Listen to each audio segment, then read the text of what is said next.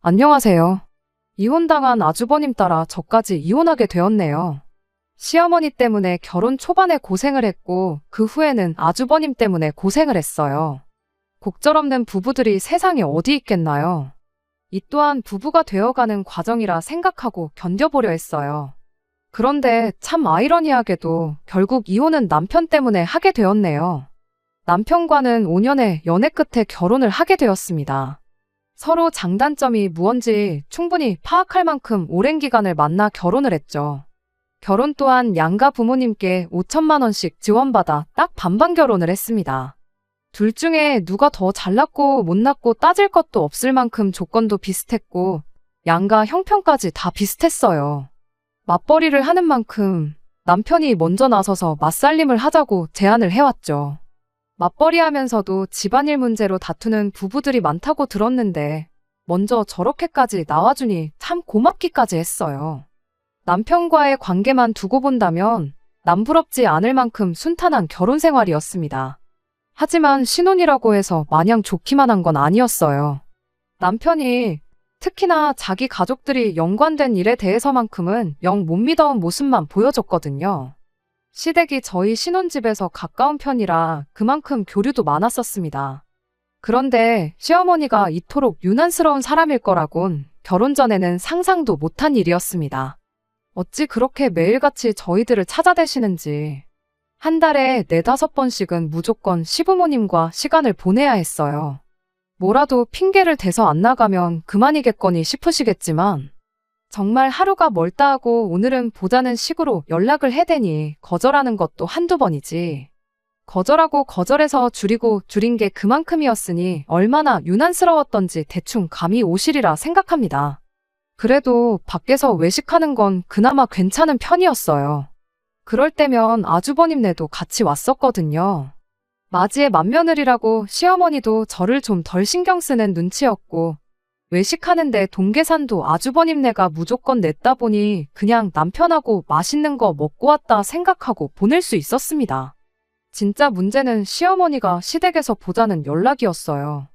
일단 아주버님네가 시댁에서 거리가 조금 있었다 보니 시댁에서 자리를 가질 때면 보통 저희들만 가는 시기였거든요. 그런 식으로 시댁에 10번을 간다면 아주버님네가 오는 건 그중에 한 번 정도밖에 되지 않았었어요. 나중에 가선 외식하는 횟수도 줄어들기 시작했고 결국 시어머니가 불러내는 모든 시간은 시댁에서 보내야 했습니다. 누군들 그러하겠지만 저는 시댁에 가는 게 정말 싫었어요. 제가 올 때면 시어머니가 늘 저한테 온갖 가지 쓸데없는 일을 시키곤 했었거든요. 집안일 도와드리는 거 며느리 된 입장에서 조금 도와드릴 수도 있다고는 생각했지만 시어머니가 저희를 부르는 횟수가 잦아지고 시키는 일도 많아지고 하다 보니 저희가 보고 싶어서 불렀다기보단 그냥 번거롭고 손 많이 가는 귀찮은 일을 저한테 떠넘기려고 불러낸 건가 싶을 때가 더 많았지요. 욕조에 이불 담궈놨으니 가서 좀 밟아라 하신다던가. 한 번은 시어머니가 반찬하는데 손 많이 간다고 저를 기어이 불러내서 멸치 똥 떼고 콩나물 다듬고 그랬던 적도 한두 번이 아니에요. 나중에 가서는 그냥 아예 아무것도 하기 싫다고 저보고 반찬을 좀 해놓으라던 적도 있었지요. 그런 것쯤이야 100번 양보해서 이것도 며느리 도리의 하나다 그렇게 생각하고 그냥 하고 집에 돌아오긴 했지만 언젠가부터 남편은 저 멀리서 구경만 하고 있고 제가 아무 말도 안 하고 있으니 무뎌져서 그런가 나중엔 저한테 미안해하는 척도 안 하더라고요.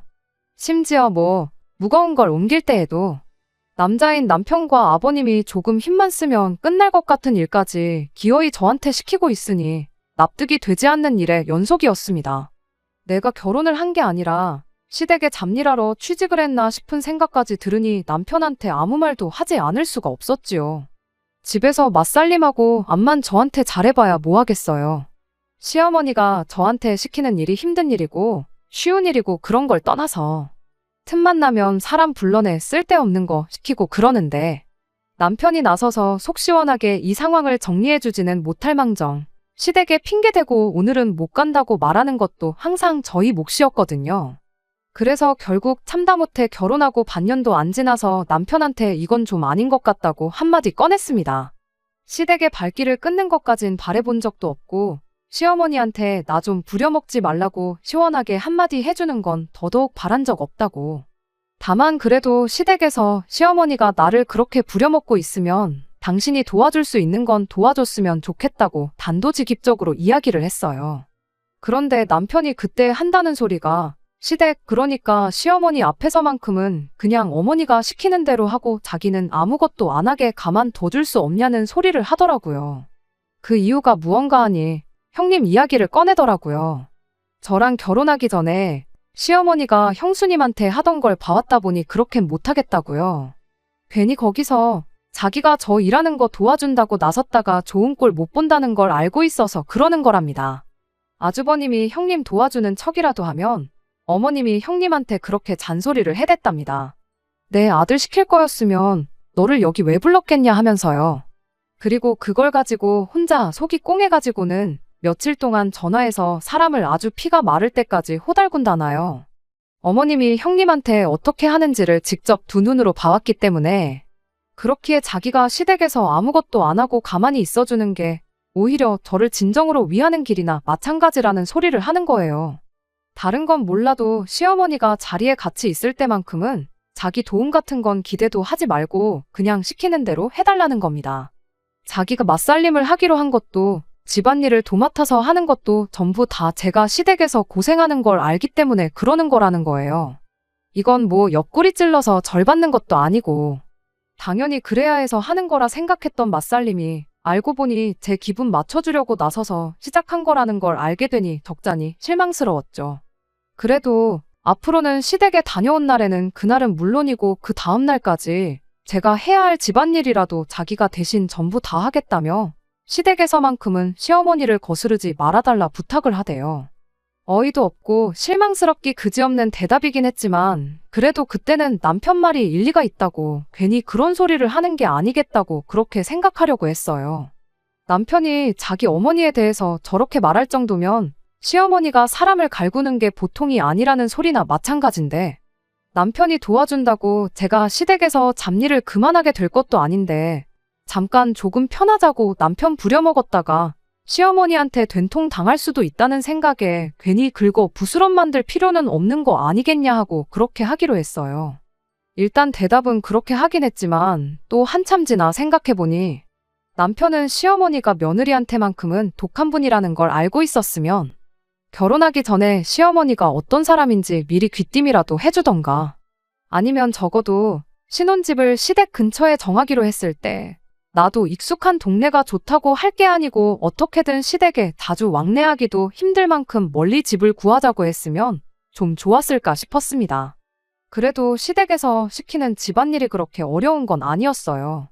집안일이라고 해봐야 뻔한 것들밖에 없잖아요.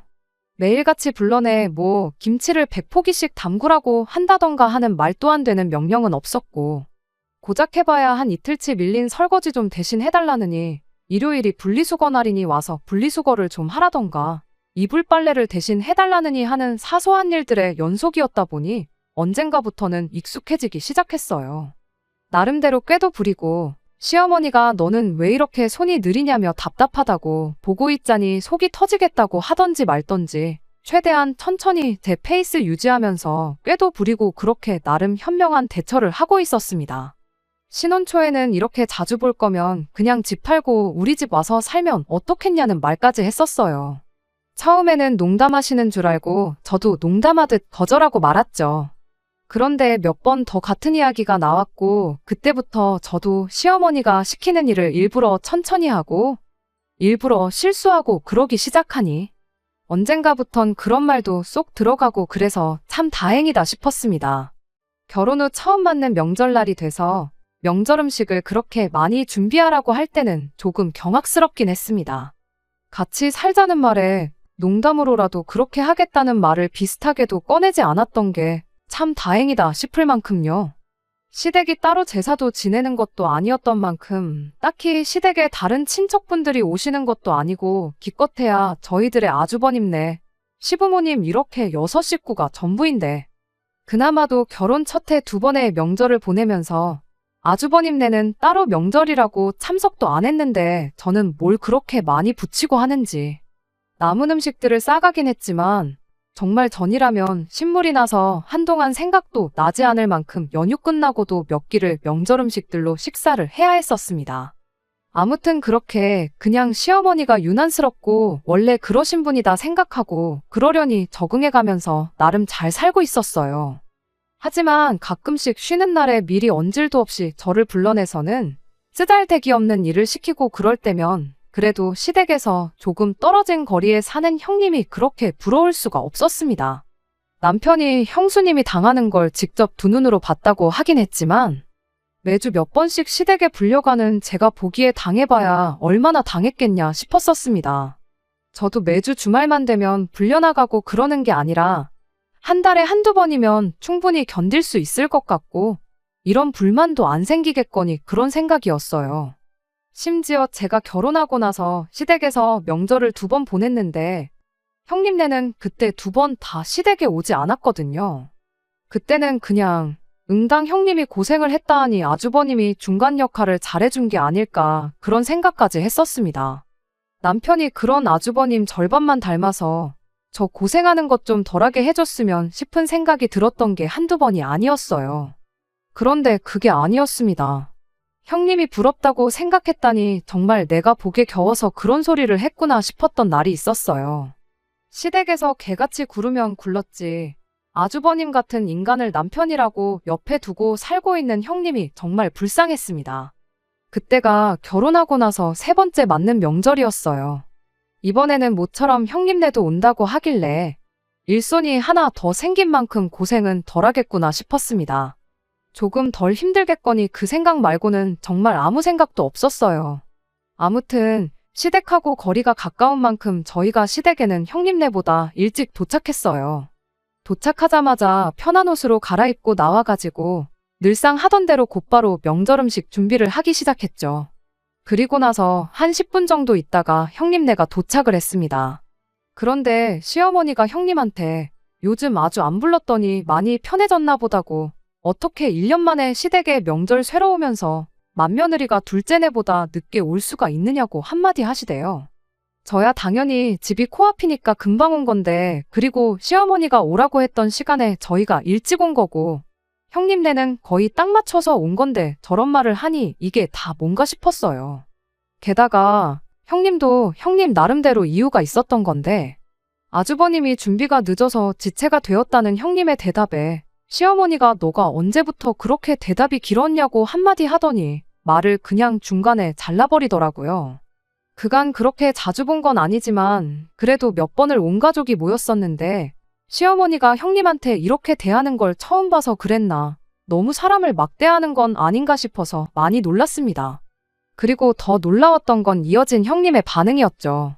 시어머니 말에 정말 찍소리도 못하고 그대로 제 옆으로 와서 음식을 준비하기 시작했으니까요. 저야 그간 시어머니가 유난을 떤다니까 괜히 일 키워서 번거로운 일 생기는 게 싫어서 시키는 대로 했던 거지 사람이 딱히 무섭거나 그래서 그런 건 아니었거든요. 일을 시켜도 그냥 세워라 내워라 하면서 제 페이스대로 천천히 일을 했고요. 그런데 형님은 이상하리만치 시어머니를 의식했어요. 시어머니가 무슨 말만 하면 손까지 벌벌 떨면서 어떻게든 빨리 일을 끝내놓으려고 서두르더라고요. 그래서 보다 못한 제가 천천히 좀 하시라고 한마디 했죠. 뭐 얼마나 시어머니한테 큰 죄를 지었길래 하는 말마다 벌벌 떨면서 그러시냐고. 시어머니가 시킨 일 좀 천천히 한다고? 전 뒤집는 게 늦어지는 거지 세상이 뒤집어지는 게 아니지 않냐고요. 음식 준비를 빨리 끝내고 싶으면 저기 TV 보면서 시시덕거리는 사람들이 우리를 도와주는 게 맞지. 어차피 우리 손은 2개밖에 없는데 우리가 암만 서둘러봐야 동태전 10개, 11개 차이밖에 안 날 거라고 그렇게 한마디 해줬죠. 해보신 분들은 알겠지만 바닥에 쪼그려 앉아서 전 부치는 게 여간 힘든 게 아니잖아요. 그런 제 말에도 형님은 괜찮다고 서두르면 서두르는 만큼 빨리 끝나지 않겠냐 그럼 1분이라도 더 쉴 수 있는 거 아니냐 하면서 계속해서 속도를 내기 시작했습니다. 그런데 거실에서 TV 보던 시어머니가 무슨 지방방송이 이렇게 들리냐며 니들이 하하호호 떠들 시간이 어딨냐고 빨리빨리 좀 하라고 저희한테 성질을 내기 시작했어요.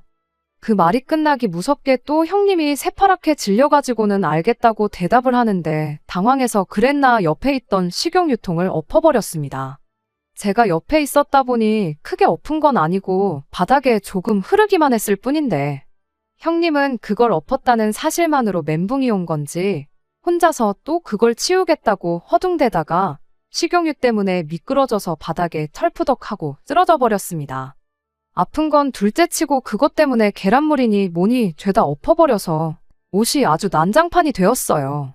그런데 아주버님이란 작자는 남편이 돼서 그걸 보고 괜찮냐고 묻는 게 아니고 저건 칠칠치 못하게 왜 또 저러냐면서 짜증을 내는 거예요. 그 광경을 보고 제 눈을 믿을 수가 없었죠. 시어머니도 바빠 죽겠는데 아주 쇼를 한다고 혀를 차고 있었고요. 형님이 아주버님한테 챙기라고 했던 옷가방은 어디 있느냐고 물어봤는데 아주버님이 왜 네 옷을 나한테 찾냐면서 필요하면 필요한 사람이 챙겼어야 하는 거 아니냐고 당당하게 대답을 하더군요. 아주버님이 늦장 부리다가 늦었다더니 챙기란 것도 똑바로 안 챙기고 와서는 뭘 잘했다고 큰 소리를 치나 싶었어요. 그런데 형님은 아주버님 대답에도 찍소리를 못하고 그러냐고 한마디 하더니 그대로 그 지저분해진 옷을 입고 다시 전을 붙이는 거 아니겠나요? 참 제가 봐도 사람이 답답하긴 했어요. 그래도 같은 며느리 입장이라고 안쓰럽기도 하더라고요. 그래서 형님한테 입던 옷이라도 입으시겠냐고 물어봤죠. 명절이라고 엄청 차려입고 왔던 것도 아니고 그냥 더 편한 옷으로 갈아입었을 뿐이니. 여차하면 집도 가까우니까 남편 시켜서 내 옷 좀 가져달라고 해도 그만이고 저 혼자 가서 갈아입고 와도 그만인 거였으니까요. 형님은 괜찮다고 손사래를 쳤지만 계란물 뒤집어 쓰고 있는 꼴을 보고는 제가 못 견디겠어서 싫다는 형님 억지로 방에 데리고 가서 옷을 갈아입었습니다. 같은 여자끼리인데 뭘 그렇게 부끄럼이 많은지 뒤돌아서 깨작깨작 옷을 갈아입는데 속이 다 답답했는데 그런데 형님 팔뚝에 시퍼렇게 들어있는 커다란 멍자국이 눈에 들어오더라고요. 어디 모서리에 부딪혀서 생겼다고 하기엔 누가 봐도 그 범위가 넓었어요. 형님한테 이게 뭐냐고 물어봤더니 계속 주저하다가 아주버님 때문에 그런 거라며 끝내 이야기를 해줬습니다. 사실 저희 결혼하고 형님네가 명절에 참석을 안 했던 게 아주버님이 형님 고생할까봐 중간 역할을 해줘서 그랬던 게 아니었더라고요. 그건 그저 제 착각에 불과했던 겁니다. 지난 설에는 형님이 코로나 확진이 떠서 못 갔던 거였고 그 다음 명절인 추석에는 형님네 직장에 일이 생겨서 부득이하게 명절에도 출근을 해야 했기 때문에 못 왔던 거래요. 그런데 그렇게 1년 명절날 시댁을 안 가니 그렇게 좋을 수가 없었답니다. 그래서 아주버님한테 이번에도 시댁에 안 가면 안 되냐 물었다가 아주버님이 되도 않는 소리 말라고 대번에 거절을 했고 그래도 형님은 진짜 제발 안 가고 싶다고 그렇게 둘이 난리를 치다가 아주버님이 웃기지 말라고 그대로 팔뚝을 잡아 꺾어버렸다네요. 그러면서 시댁도 똑바로 못 챙기는 게 어디 며느리라고 하고 다니냐고 그 길로 집을 나가라 마라 아주 된통 소리를 질러댔답니다. 결국 아주버님을 이기지 못하고 이렇게 시댁 끌려와서 또 일을 하고 있다면서 한숨을 섞어가며 이야기를 하는데 그런 아주버님도 아주버님이지만 이걸 아무렇지도 않게 말하는 형님이 더 충격적이었어요. 나였으면 남편이 내 몸에 손대는 순간 이혼 서류부터 준비했을 거라고 뭐하러 그걸 참느냐는 식으로 말을 했죠. 형님은 그래도 내가 선택해서 한 결혼인데 이혼까지 할 게 뭐 있냐며 말을 아끼는 모습이었고 부부싸움은 칼로 물베기라는데 제가 이래라 저래라 한다고 해서 바뀔 것 같지도 않고 괜히 오지랖 부렸다가 저만 중간에서 이상한 사람 될 수도 있다는 생각에 그 다음부터는 말을 아꼈습니다. 아무튼 그렇게 옷 갈아입고 나와서 다시 음식 준비를 시작했지요. 그렇게 명절 보내고 저녁이 돼서야 집에 돌아가게 되었습니다. 형님이 옷은 깨끗하게 세탁해다가 전해주러 오겠다고 했는데 택배로 보내주시면 될 걸 뭘 멀리 전해주러 오시냐고 되물은 제 말에 그래도 직접 전해주러 오겠다며 슬며시 웃고 말더라고요. 그 웃음의 의미가 뭔가 싶었는데 그렇게 반년이 좀 더 지나서 추석을 얼마 앞두고 형님이 저를 따로 불러내 충격적인 소식을 전해왔어요. 형님이 아주버님하고 이혼 소송에 들어갔다는 소식이었죠. 알고 보니 그동안 형님이 몰래 이혼을 준비하고 있었나 봐요. 저한테 이혼까지 할 게 뭐 있냐고 말을 아낀 게 나름 혼자서 이혼을 준비하고 있던 걸 들키고 싶지 않아서 그랬다는 걸 알 수 있었어요. 그리고 제 옷도 그때가 돼서 돌려받았죠. 아마 버틴다고 이혼을 못 해주진 않을 거라며 저한테 옷을 돌려주는데 그렇게 자신만만한 모습이 참 새로웠네요. 그냥 그 멍자국만 가지고도 충분히 이혼할 수 있을 만큼이었는데 그것 말고도 뭐가 또 엄청 많았나 봐요. 그동안 그냥 당하고만 있던 게 아니었던 거죠. 모아둔 자료가 너무 많아서 아주버님도 항소는 엄두도 못 냈고 결국 형님한테 위자료 2천만 원 주고 재산까지 분할해줘가며 끝내 이혼을 하게 되었답니다. 그러는 과정에서 시어머니도 형님한테 1,000만 원 위자료를 줘야 했고 그렇게 형님은 저희 가족과 완전히 남남이 되고야 말았습니다. 그 길로 고향으로 내려가서 분할받은 돈으로 사업까지 시작했다고 하는데 그냥 잘 지냈으면 좋겠다는 생각뿐이었어요. 아무튼 덕분에 저는 많이 편해지기는 했습니다. 며느리한테 막노동을 시키는 게 이혼 사유가 되고 나아가선 위자료까지 뱉어내야 한다는 사실을 직접 깨달았다 보니 그 뒤로 따로 저를 불러내거나 하는 일이 사라졌거든요. 그 후로 저희 시어머니는 주변 사람들한테 순진한 당신 아들이 아주 여우 같은 마누라 작전에 속아 넘어가서 돈까지 털리고 이혼당한 것처럼 이야기를 하고 다녔어요. 그런 모습을 보고 듣게 되니 저한테 그러신 것도 아닌데 어머님이 달리 보이더라고요. 솔직히 정이 많이 떨어졌네요. 아무튼 아무도 예상 못했던 아주버님의 이혼에 시어머니가 더 이상 저를 집으로 불러내지 않게 되었고 덕분에 제 삶이 그나마 편해지긴 했었습니다. 아주버님이야 안 됐지만 형님 생각해보면 형님한텐 잘된 일이고 더불어 시어머니한테 시달릴 일이 줄어든 저한테도 잘된 일이었죠. 고생 끝에 낙이 온다더니 이제야 정상적인 결혼 생활을 하게 되었구나 싶었어요. 한 고비 넘겼다고 생각했더니 산 넘어 산이라고 또 다른 고비가 저를 기다리고 있을 줄은 또 생각 못했습니다. 아주버님이 형님과의 이혼 때문에 재산 분할이다 위자료다 뭐다 해서 결국 살던 집을 정리를 하게 되었고 그렇게 시댁으로 들어와 살게 되면서 모든 게 시작되었습니다. 시어머니가 더 이상 저를 집으로 부르지 않는 게 그렇게 좋았는데 아주버님이 시댁에 들어오고부터는 시어머니가 아니라 아주버님이 제가 아니라 남편을 불러대기 시작했거든요. 마땅히 만날 친구도 따로 없던 건지 그렇게 아주버님한테 불려나가면 남편은 새벽 2시나 돼서 술을 진탕 마시고 집에 들어오고 그랬어요. 어쩌다 한두 번 나가면 이혼한 형이 불쌍해서 기분 맞춰주느라 그러는 거구나 하고 그냥 넘어갔겠지만 이건 뭐 시어머니가 집에 쓸데없는 일 시키려고 부르는 게 더 낫겠다 싶을 정도로 평일 주말 할 것도 없이 일주일에 서너 번씩 데리고 나가는데 남편은 그래도 형이 부르는데 어떻게 못 나간다고 하겠냐며 저보고 이해해달라는 식으로 나오는데 그 꼴을 보고 있자니 아주 미치고 팔짝 뛸 노릇이었죠. 그런데 매번 밖에서 마시고 놀고 하려니까 돈이 좀 아깝다는 생각이 들었나 봐요. 언젠가부터는 아주버님이 저한테 전화해서 남편하고 조용히 마실 테니까 저희 집에서 마시면 안 되겠냐는 식으로 연락까지 해왔어요. 집에서 마시면 제가 있는 만큼 불편해서라도 제 눈치가 보여서라도 술을 좀 덜 마시려나 싶었는데 제 생각이 완전히 빗나갔습니다. 오히려 집에서 마신다고 마음이 놓이는 건지 뒷일은 생각도 안 하고 술을 퍼마셔대고 그러더라고요. 그래도 남편은 제 눈치를 본다고 그런 건지 밖에 나가서 마실 때만큼 고주망태가 되지는 않았어요.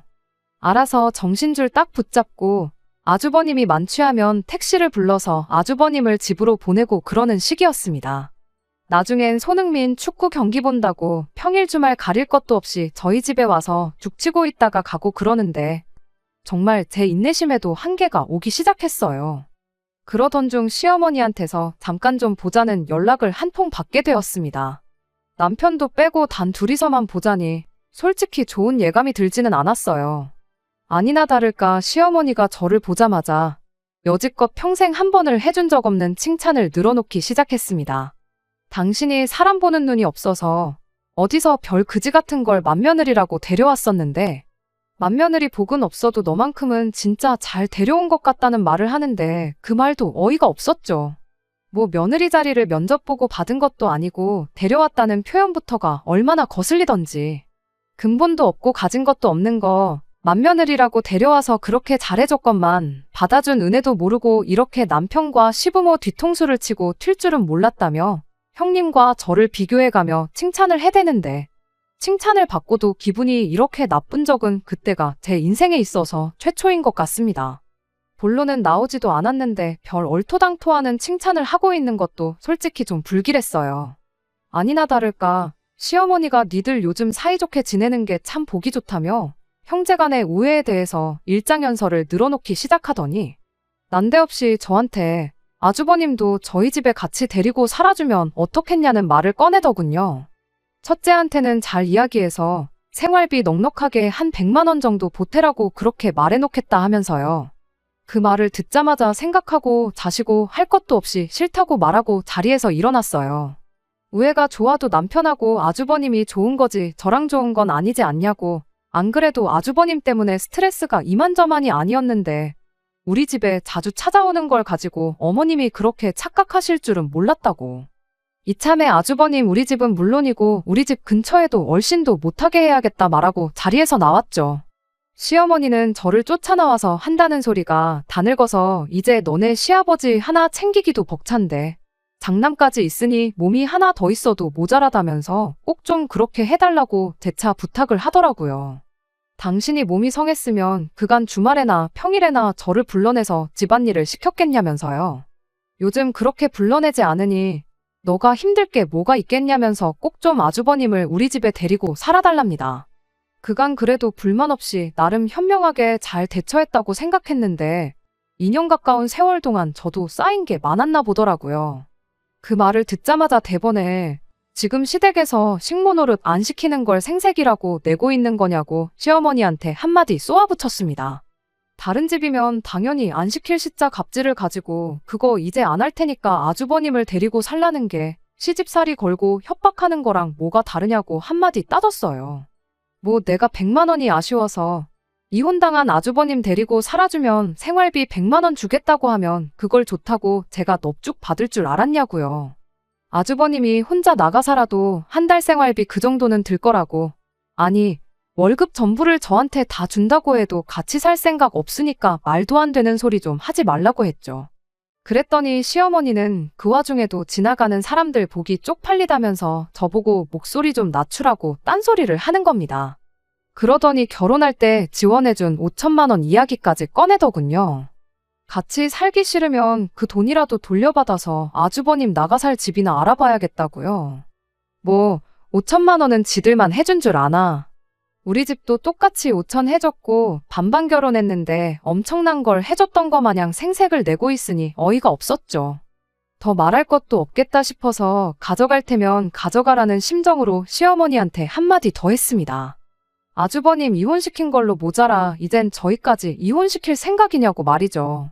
그렇게 한마디만 더 말하고 그냥 뒤도 안 돌아보고 집으로 돌아왔네요. 문제는 남편이었어요. 집에 오는 사이에 시어머니가 남편한테 구구절절 무슨 이야기를 나눴는지 다 설명을 했는가 보더라고요. 제가 집에 돌아오자마자 남편이 저를 붙잡더니 어떻게 어머니한테 말을 그렇게 할 수가 있냐며 저한테 심했다고 사과를 하라대요. 그럼 뭐 아주버님을 우리 집에 데리고 살자는 이야기냐 했더니 남편이 한다는 소리가 평생 데리고 살라는 것도 아닌데 못할 건 또 어딨냐는 소리를 하는 겁니다. 형님이 저렇게 평생 혼자 살 것도 아니고 재혼 상대 찾으면 다시 가정 꾸리고 집을 나가지 않겠냐는 거예요. 형님도 나이가 있으니 시간 끌어서 좋을 거 없는 거 알고 있을 거다. 혼자서 오래 있진 않을 테고 짧으면 1년도 안 되지 않겠냐면서요. 뭐 재혼은 하고 싶다고 다 하는 거냐고 한마디 했더니 요즘 이혼한 게 뭐 대수냐고. 형님이 사지멀쩡하고 돈도 잘 버는데 못할 게 뭐가 있겠냐고 대답하더군요. 암만 이혼한 사람들이 재혼을 하고 싶다고 해도 판결문 보면 왜 이혼당했는지 주르륵 다 나오는데 시자 갑질하는 시모의 마누라 두들겨 패서 이혼당한 인간하고 잘도 하겠다고 한마디 해줬습니다. 그랬더니 남편이 형님 욕을 하기 시작하는 거예요. 누가 봐도 형님이 꽃뱀한테 당한 건데 너는 그 판결을 믿냐면서요. 전영수가 얼마나 독한 사람인 줄 아느냐고. 아무것도 가진 거 하나 없는 인간.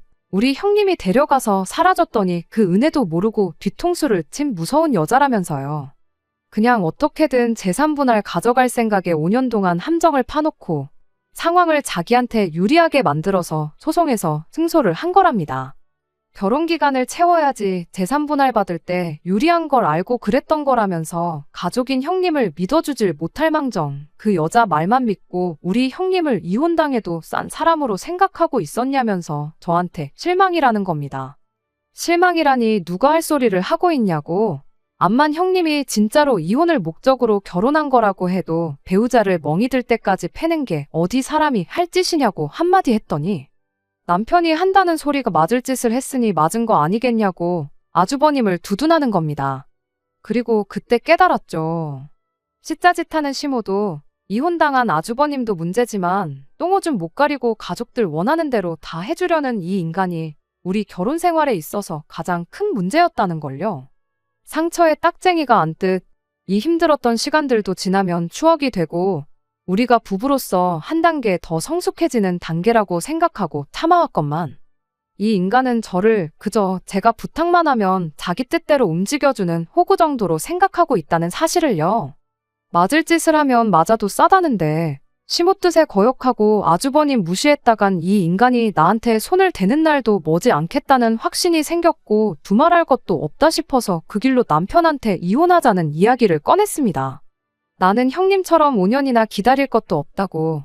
어차피 반반 결혼했고 니네 엄마가 그 와중에 5천만 원도 가져가겠다 했으니 그거 감안해서 5천만 원 제하고 절반 가져가겠다. 그렇게 한마디 해주고 그냥 그 길로 꼴도 보기 싫어서 그냥 집을 나왔어요. 친정도 너무 멀리 있고 당장 어디 가 있을 곳도 없어서 방황하고 있었는데 1시간도 안 지나서 남편한테 다시 이야기 좀 해보자며 미친 듯이 연락이 오더라고요. 시댁도 가까운데 내 집에서 내가 나갈 게 아니라 남편이 시댁으로 꺼지면 될 것 같아서 당신이 시댁으로 가 있어라고 한마디 할 생각으로 집에 돌아갔더니 집에는 시어머니도 함께 자리에 있었습니다. 어머님은 여기 왜 와 계시냐고 결국 둘째 아들까지 이혼당하는 거 실시간으로 구경하러 오셨냐고 한마디 했더니 시어머니가 쩔쩔매기 시작하면서 자기가 잘못 생각했던 것 같다며 사과를 해오더군요. 5천만 원 내놓으라고 한 것도 사실 홧김에 그런 거라고 당신이 오죽 답답했으면 그랬겠냐면서요. 자식들 잘 되길 바라는 게 부모 마음이라고 너도 앞으로 애 낳고 키우다 보면 내 심정이 무엇인지 이해할 거다 하면서 쩔쩔매는데 그러는 시어머니한테 한마디 또 해줬습니다. 자식 잘 되길 바라시는 분이 며느리들이 한을 품고 이혼을 결심할 때까지 사람을 그렇게 못 살게 구셨냐고요. 그래도 너무 죄책감 갖지 마시라고. 이혼 사유를 100이라고 본다면 어머님 때문에 이혼하는 건 그중에 한 30에서 40 정도밖에 안 될 거라고요. 판사님도 아주버님 위자료 2천 주라고 할 때 어머님한테는 1,000만 원만 하라고 하지 않았었냐고. 진짜 이혼 사유는 모자란 어머님의 두 자식들한테 있는 거니 자책하실 필요 없고 이제부터라도 두 아들 다시 품에 끼고 살면서 새로운 사람 만나서 새 가정을 꾸릴 때까지 모자란 거 잘 가르쳐 주시라 그렇게 한마디 하고 두 사람들 집에서 쫓아내버렸습니다. 그리고 1년 조금 안 되는 지리한 싸움 끝에 결국 저도 이혼을 하게 되었어요. 재산 분할은 애초에 반반 결혼을 했다 보니 더 계산할 것도 없이 절반 가져왔습니다. 돈을 만드는 과정에서 남편이 집을 정리할 수 없었기에 아주버님이 이혼당해서 가져온 걸로 그 돈을 충당했죠. 집을 정리할 수 없던 이유는 안 봐도 뻔했습니다.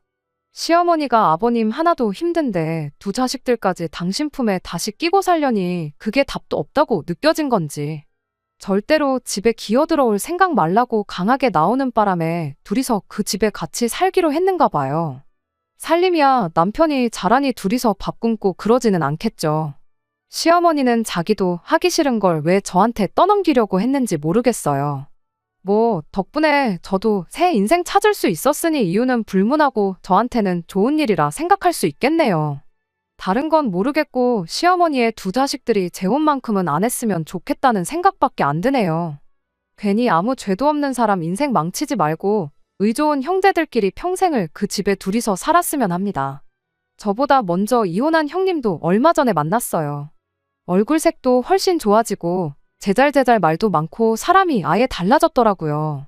지금 만나는 사람도 있고 결혼까지 생각하고 있다고 하는데 최악을 경험했다 보니 그 누구를 만난들 마냥 행복할 수 있는 걸까요? 저는 당장에는 다시 결혼을 한다는 게 엄두도 나지 않거든요. 저도 뭐 시간 지나면 괜찮아질런지 모르겠지만 당장은 제 한 몸 건사하는 것만 생각하면서 살 생각입니다. 끝까지 들어주셔서 감사합니다. 오늘의 사연은 여기까지입니다. 구독과 좋아요, 알람 설정 부탁드리고 더 좋은 사연으로 다시 찾아뵙겠습니다. 감사합니다.